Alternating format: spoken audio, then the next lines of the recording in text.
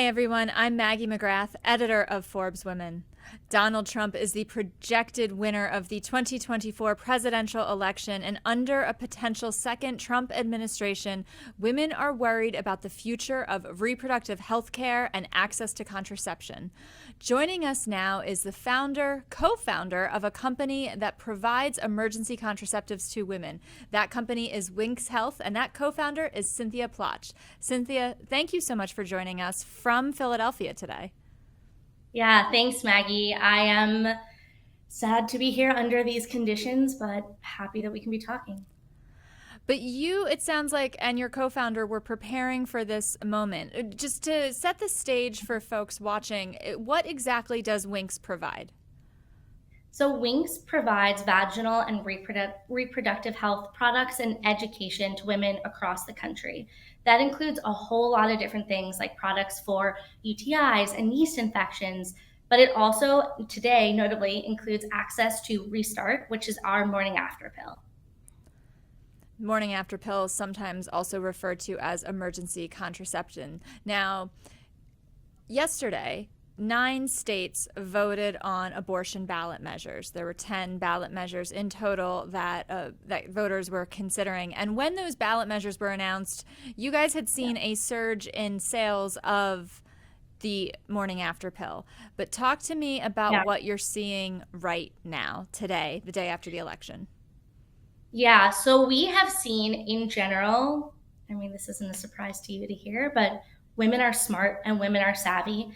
And women understand the implications of last night's election. And so what we've seen happening is today by 12:30, we had sold 5 times more doses of Restart, our morning after pill, our emergency contraception, than we had in the past 7 days combined.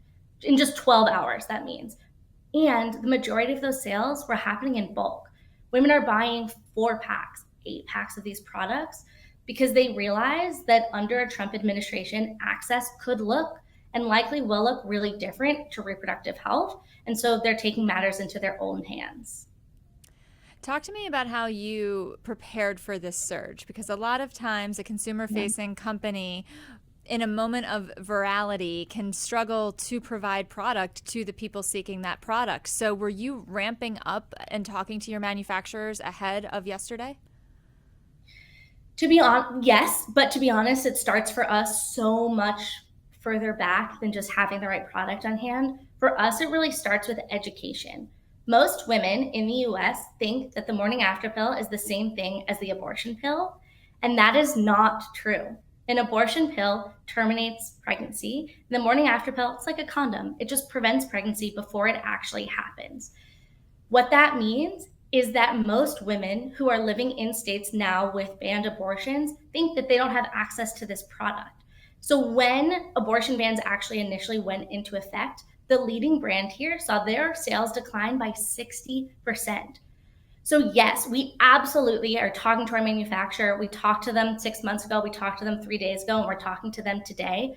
But what we're really focusing on is the information and the access, making sure that women know that yes, today, November 6th, and tomorrow, November 7th, the morning after pill is legal no matter where you live, and we can get you access to it. Today, November 6th, tomorrow, November 7th, the morning after pill is legal no matter where you live. But Cynthia, are you worried that come January 21st, January 22nd, that statement will no longer be true? I would say I'm worried about basically everything this morning. It's emotional. It's hard. Contraception access today is protected. There are Supreme Court cases, the Griswold case, that protects our access to contraception. But some of that right to privacy that was obviously cut down with the Dobbs decision that overturned Roe v. Wade back in 2022 does start to undermine the constitutional basis for our access to contraception overall, especially emergency contraception. Project 2025 threatens access not just to abortion, but to so many things that are critical for reproductive health and women's health.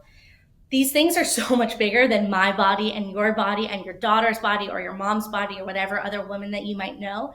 These are economic issues. When women don't have access to control their own bodies, when they don't have access to contraception and to safe and legal abortion, not only will women die and have women been dying, but women are going to leave the workforce and not be able to return to the workforce.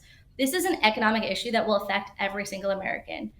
I am terrified today, but I am more resolved than ever to keep fighting. At Winx today, yesterday, and tomorrow, we are doubling down on our commitment to fight for access and to fight for education for women, because we have no other choice. When you talk about the education that Winx is providing and also the demand for the morning after pill, are you tracking where the requests and where the questions are coming from? I guess what I'm getting at is, are you seeing more orders from states where there are already abortion bans, or is the demand this morning from women across the country? Both is honestly the answer. We're not just seeing demand, but we're seeing support from women across the country today. You know, in addition to women coming to us to stock up on the morning after pill, we're also seeing women coming to us and actually donating to this program that we have called the Restart Donation Bank. Through the Restart Donation Bank, we take donations from anybody, and we can use that to send free doses of the morning after pill to anybody, anywhere, no questions asked. You don't have to walk into a local women's health clinic or an abortion clinic or a Planned Parenthood, although those are amazing options and amazing resources. With the Winx Donation Bank, you come to our website and you give us our email, and that's it. We'll send you a dose for free. And so this morning, in addition to seeing, you know, demand out of Florida, and I can talk more about that too, we're also seeing women coming to us not just to take control over their own bodies, but protect each other. Do you have a sense for how many of the women seeking the morning after pill are already on the pill, the regular daily contraceptive, or have an IUD? And is this kind of like an extra step of protection and contraception, or is this their last line of defense?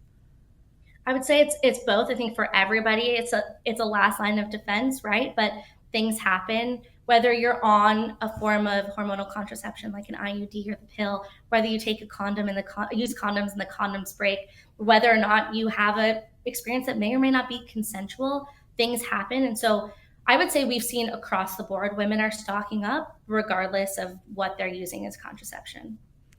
And they've been stocking up. So you mentioned Florida's abortion ballot measure, which of course was Amendment 4, and that needed a supermajority to change the Florida Constitution to allow abortion access, or to basically undo the 6-week ban that is in place in that state.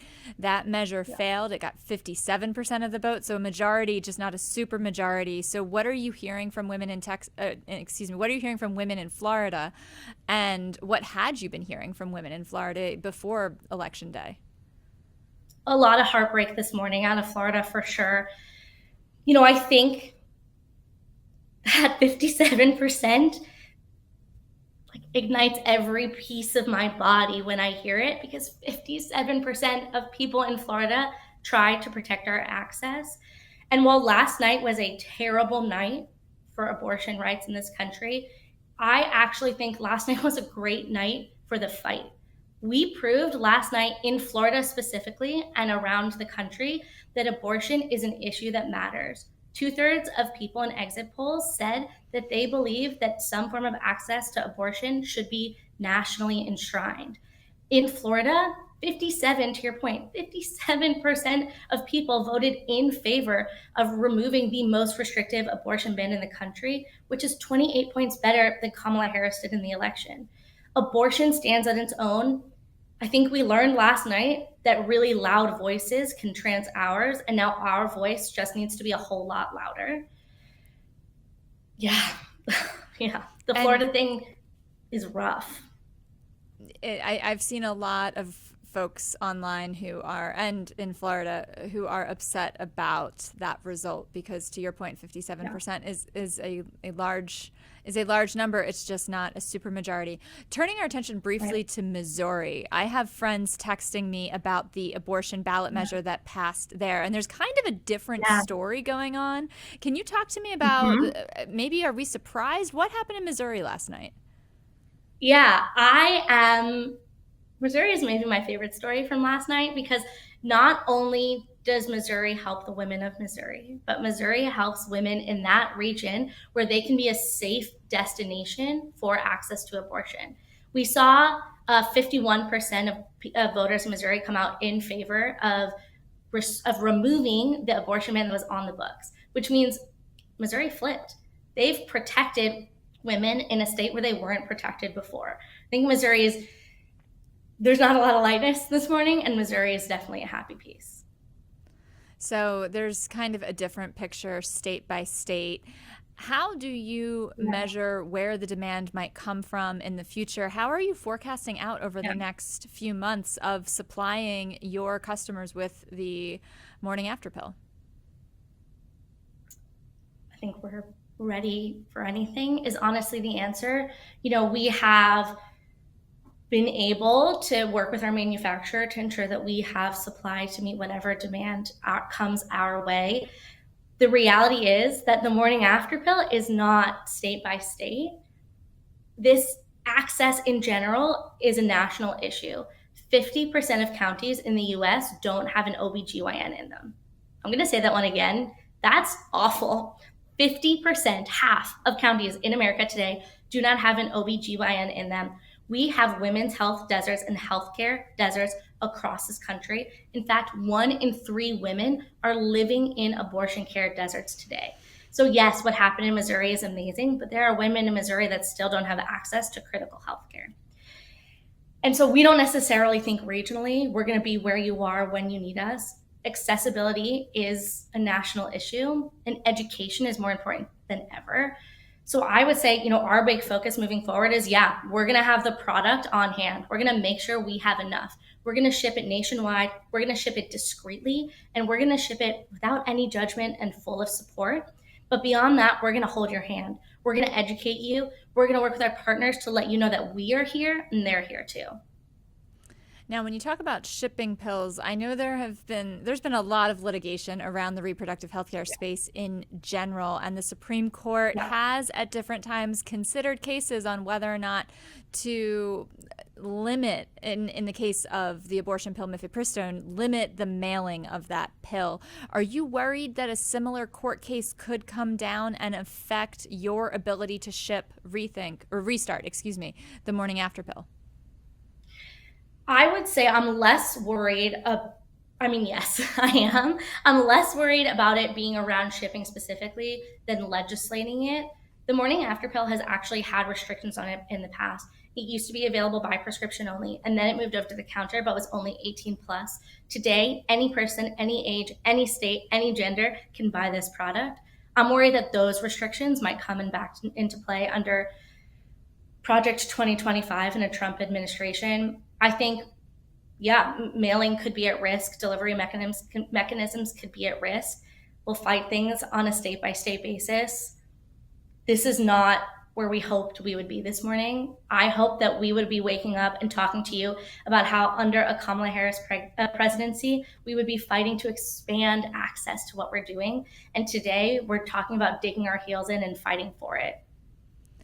Now, you've mentioned Project 2025 a few times, which for folks who haven't been paying attention, which I'm not necessarily sure is the Forbes audience, but just in case you haven't heard of Project 2025, that is the GOP's roadmap essentially for reshaping government. And it has a decent amount in there about reproductive health care access, including classifying it as a potential abortifacient and saying it should not be considered contraception.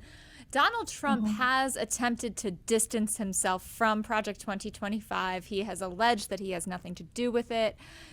Do you believe him when he says that, or do you think we will see elements of Project 2025 in a second Trump administration?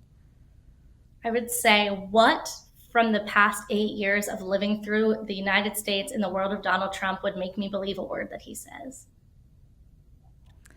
And Cynthia, what's your message to women this morning? You've already heard from a number who are on your site and ordering the morning after pill. It sounds like in bulk, but for other folks who haven't done anything, donated anything, started their research, and are just feeling overwhelmed with the flood of news, what would you tell them? Take a breath. This is going to be a long fight. This is going to be a long 4 years, and this is going to be a 4 years that could shape our generation of politics in decades to come. But keep fighting, keep digging your heels in. I am here today, and Winx is here today because we believe in a better America for ourselves, for our kids, for our sisters and our friends and our colleagues and the generations to come. We're not giving up. We're here for you, and let's all be in this together. Cynthia Plotch, co-founder of Winx Health, thank you so much for joining us. We so appreciate your time on this day after the 2024 presidential election. Thanks so much for having me, Maggie.